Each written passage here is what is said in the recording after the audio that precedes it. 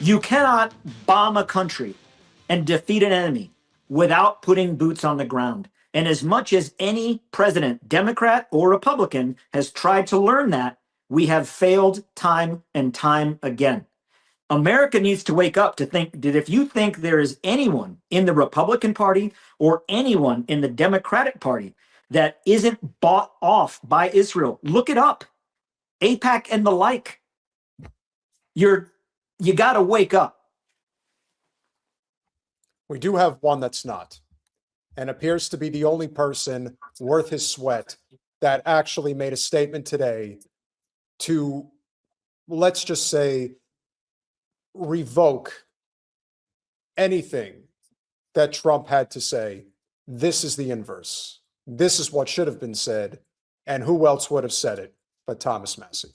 James Madison warned us that in no part of the Constitution is more wisdom to be found than in the clause which confides the question of war and peace to the legislature and not the executive. Madison called it the crown jewel of Congress. The framers understood a simple truth. To the extent that war-making power devolves to one person, liberty dissolves. If the president believes military action against Venezuela is justified and needed, he should make the case and Congress should vote before American lives and treasure are spent on regime change in South America. Let's be honest about likely outcomes. Do we truly believe that Nicolas Maduro will be replaced by a modern-day George Washington? How did that work out? In Cuba, Libya, Iraq, or Syria? Previous presidents told us to go to war over WMDs, weapons of mass destruction, that did not exist. Now it's the same playbook, except we're told that drugs are the WMDs. If it were about drugs, we'd bomb Mexico or China or Colombia, and the president would not have pardoned Juan Orlando Hernandez. This is. He's only saying what people that are outside of Washington typically say. But there is an understanding within the halls of Congress and within local governments, as I saw, including Jen, State Senator Chevron Jones, who is supposed to be the not-so-corporate progressive state senator in South Florida, saying, hallelujah for the Venezuelan people. This is a wonderful day. Local commentators all figuring out that when push comes to shove, people will show their hand and who they answer to. For whatever reason, Thomas Massie is not afraid to die. God bless him, because there's not too many others that are. And I'm wondering from your perspective, A, why do people still fall for American exceptionalism? And B, how is it that politicians that supposedly have a sixth sense of a lot of this can't seem to understand that people are never going to forget their position that they took on this issue aside from Israel, and realizing just how bad of a response it's been? It's been almost, I wouldn't say it's universal. I would say most people have completely condemned what happened today. But I have noticed an uncomfortable amount of elected officials at the federal, state, and local level that are supporting this shit. Yep. Why is that? Well, it's within the Republican Party and with first of all, I'll say a lot of politicians are out of touch, disconnected from their constituencies, and they often speak to their detriment at times. And I think that they still think it's the cool thing to be. MAGA is still the cool crowd to hang out with. And oh yeah, war and overthrowing evil dictators. That's what America does. Well, if I'd like to break that down into I guess 3 boxes, if you will. If we truly intervened in Venezuela and overthrew Maduro because of he is a dictator, if that's the reason, he's a narco-terrorist dictator. Well, the national security strategy identifies Xi Jinping of China as a dictator, Vladimir Putin of Russia as a dictator, Kim Jong-un of North Korea as a dictator. Ayatollah al-Khamenei since 1989 as a dictator. King Salman of Saudi Arabia as a dictator. Abdel Fattah al-Sisi of Egypt as a dictator. So if that's the deck of dictators, now Maduro is also on that list. But if that's the list of regime change, we're out of slits. We bit off more than we can chew. If it was about drugs, narco terrorism, and drugs, well, we pissed up the wrong tree, because the fentanyl that they're saying is this weapon of mass destruction against our population doesn't even come out of Venezuela. We know that. Again, you want to point the finger back to where the fentanyl comes from, you can go back to your dictator list of either Xi Jinping in China or Vladimir Putin in Russia, because of where the black tar and the opiate base for which goes into things like fentanyl and other opioid-based drugs goes through China and Russia, not Venezuela. So are they next? If that's the case, buckle up, America, because times are going to get real hard. Or the third bin, it isn't about dictatorship, because Trump himself has praised the authoritarian power of someone like Xi Jinping or Vladimir Putin. He's celebrated it. He's invited them to the White House. We had, the Saudi Arabian leader, MBS here, last or month and a half ago, celebrating him. It's not about dictatorship. If it's about drugs, well, are we going to go after the actual source of it? I think not, because that's punching far above our ability. So what it's really about is power and money. As you said on your last time you were on, because I was listening, as you boiled everything down, as I boiled it down, we share that perspective: money and power. And does this give Trump power? Absolutely. Nothing gives a president more power than war. And does anybody think for 1 second that the fentanyl crisis is not a CIA operation? I mean, at some point, I wish people were not so naive. That's the thing. People. Well, I do know that unlike meth and other cut drugs you sell on the street, or what you would call a street jug, angel dust, PCP, fentanyl, or meth, speed, etc. It's not made under in someone's garage with ingredients from under the sink. Fentanyl is a pharmaceutical grade drug.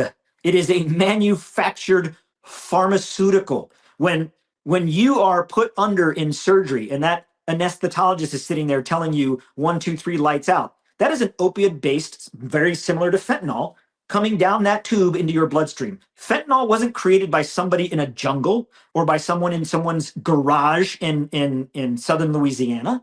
It was made by big pharma. That's a fact. Bingo. We'll continue. It's about oil and regime change. And when it comes to regime change, we've already been down this road with Venezuela with nothing to show for it.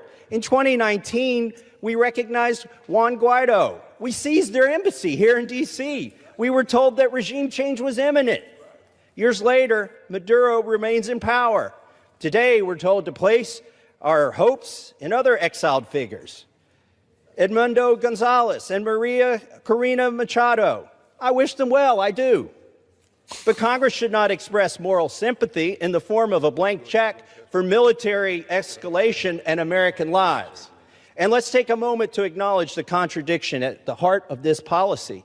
This administration tells us that the Maduro regime is made up of narco-terrorists, and by escalating toward war, we would predictably create countless refugees. At the same time, this administration has moved to end temporary protected status for hundreds of thousands of Venezuelans and deports them back to the very regime it condemns.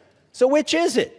Are we prepared to receive swarms of the 25 million Venezuelans who will likely become refugees and billions in American treasure that will be used to destroy and inevitably rebuild that nation?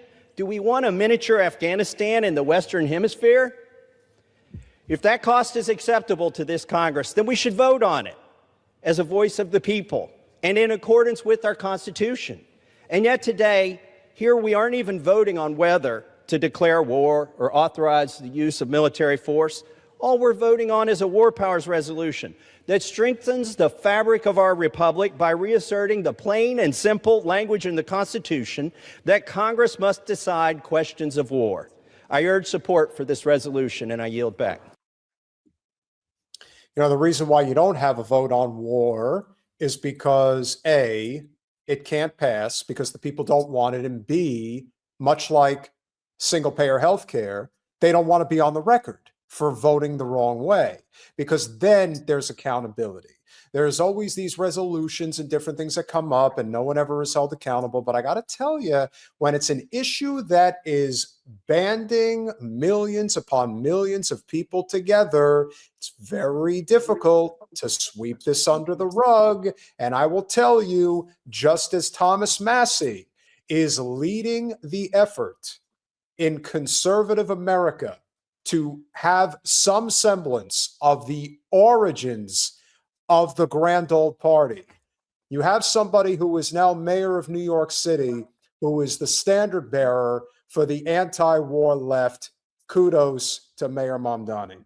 Called the president and spoke with him directly to register my opposition to this act and to make clear that it was an opposition based on being opposed to a pursuit of regime change, to the violation of federal and international law, and a desire to see that be consistent each and every day.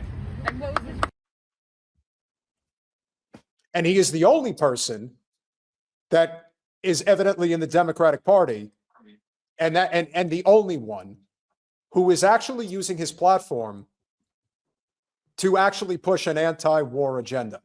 Thomas Massie pushes it. And in the case of Mamdani, I mean, the guy's been in office for 2 fucking days and he's already got to be out there leading the whole fucking country. That also goes to show you, my friend, how fucking dead the Democratic Party truly is. I mean, truly dead. You just elected a mayor. Granted, it's New York. I know it's a big deal, but you have got to be kidding me. Like, he is the standard bearer for the whole country, and he's been there for 2 seconds. Totally. 2 seconds, he's there. Zohran, we kind of need you to take the reins here, because Schumer, Wasserman Schultz, Apac Shakur, that's, okay, Jeffrey's name will be Apac Shakur forever. They're all on the side of regime change war. They're just going to make it sound like it's not really great when Trump does it, but we're all on board with it. What is your take? Like, to me, the fact that there's just such a lack of voices, but kudos where, it can be given in the case of Mamdani and Massie. At least there's a couple of people out there with what I think is a reasonable amount of pull that people are gravitating to, that at least is a little bit of a slight sea change, if nothing else. Well, I definitely, I give kudos to Mamdani, to Van Hollen, to Massie, to Bernie Sanders, to others that are outspoken and they have taken a stance. However, the Democratic Party or the Republican Party as 2 national parties don't carry that same courage and are not following suit with those individual voices. Mamdani is a Democrat because he had to run in a primary, not because he aligns himself to what most of the Democratic Party believes. I think same with Thomas Massie is, Thomas Massie is in a league of his own in terms of his representation of the people of our country. What I think is most concerning about the parties themselves is that they're no longer speaking for their constituents. They're no longer speaking for the people they represent that sent them to Washington. They're speaking for themselves. If I were to have the ability to look to see where all these congressmen who either say nothing or like a Tom Cotton, who is very outspoken pro-war. Oh, yeah. Look at what drives where Tom Cotton lives: the war industry. The Hellfire missile is assembled and manufactured there in Arkansas. Israel has a company in the United States called Mistral USA, which is a Israeli company that manufactures and builds a one-way loitering drone. Guess where they put that together and build it? Arkansas.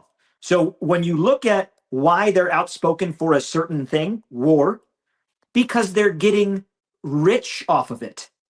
This is elementary, dear Watson. They are getting rich off of it. That's the reason.